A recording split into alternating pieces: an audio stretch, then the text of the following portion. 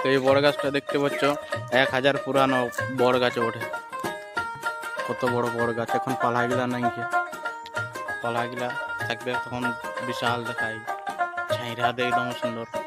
বৈশাখ জ্যৈষ্ঠ মাসে 100 বছর বলছি, 1000 বছর পুরানো বড় গাছ। এখানে একটা ঘর ছিল, এখানে ঠাকুর পূজা করত, একটা সাধু ছিল। ঘরটা ভাঙিয়ে একদম খালি দেয়াল আর পাথর গিলে আছে।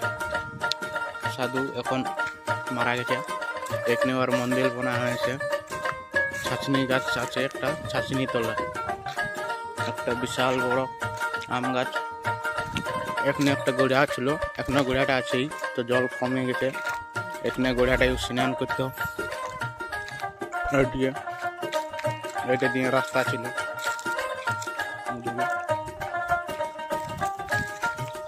এখানে আমরা এখন আছি, দেখতে পাচ্ছ।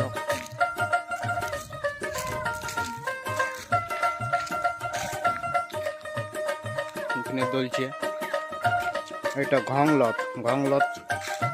তো দেখেছি গণের দিন সাপের মতন, অজগর সাপের দেখুন লতটা। ঘং এই পালা দিয়ে ঘং বানাইতো আগে, বহুত দিন আগের ঘং। এখন তো প্লাস্টিকের ঘং হয়েছে। ঘং পালাগুলো দেখাচ্ছি, একটা পাশে নাই, সব উপরে হয়ে গেছে। এখন পাশে কোনো ঘং পালা নেই। এই ঘংলতে এইদিকে দোল করেছে। এটা 10টা হাতি মিলে টানলো, এই ঘংলতে ছিঁড়বে নাই তো শক্ত, কিন্তু দোলছে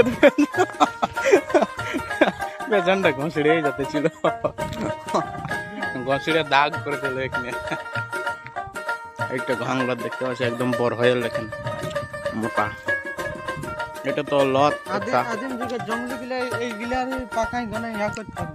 কি করতো? পাকাই গনে দড়ি করতে হবে আর শিকার করতে। হ্যাঁ, দেখুন ঘং লত। ঘং গাছ বলে না, এক লত বলে। কারণ লতের মতন তো চারদিকে লম্বা, কিন্তু গাছেরই বটে, একটা গাছ বটে, কিন্তু এই লতের মতন চারদিকে লম্বা, তার জন্য এর নাম হচ্ছে লত। ঘং লত, ঘং পালা। এই পালা দিয়ে আগে ঘং তৈরি করতো, পাতাগুলো আর ঘং বানাইতো।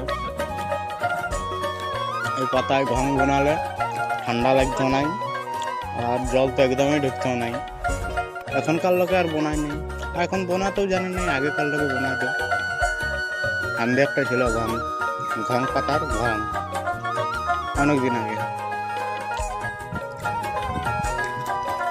আর এদিন না এগুলো ইন্দুরে খাই নিয়ে চলে গেছে। ইউজই করে না, দমে ভারী উঠে, একদম মোটা কম্বলের মতো।